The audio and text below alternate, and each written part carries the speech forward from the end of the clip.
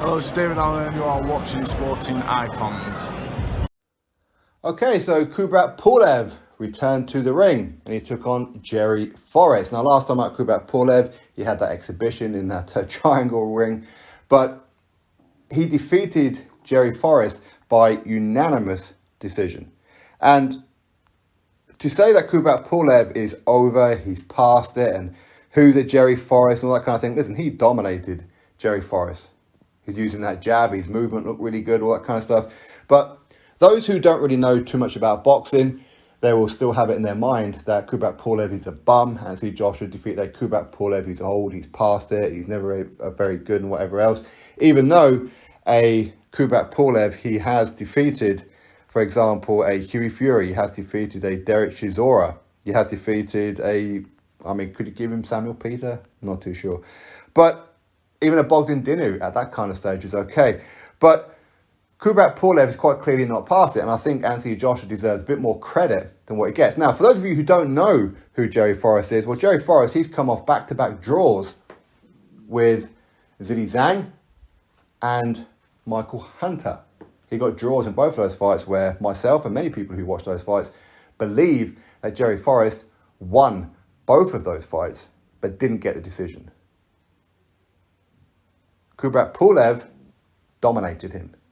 Now, Kubrat Pulev, he's got one of the best jabs in the heavyweight division. He's a very durable guy. He's a very, very tough guy. He's only got 2 losses on his record. One to Vladimir Klitschko, no shame in that. And the other one to Anthony Joshua. Again, no shame in that. But with him now being tied with Triller, is he going to get a world title shot in the distant future? Is that still in his plans? Maybe he can fight for the European heavyweight title again. Who knows what the ceiling for Kubrat Pulev is at this time. But this is actually a very decent win for him. Jerry Forrest, for those of you who know who Jerry Forrest is, he's not a mug. He really isn't. Now, he doesn't get the kind of headlines that a lot of other fighters and that get. But he's a very, very tough man. He's above journeyman level. He really is. But will Kubrat Pulev get credit for this win? No, probably not. Will people give Anthony Joshua credit for defeating Pulev? No, probably not.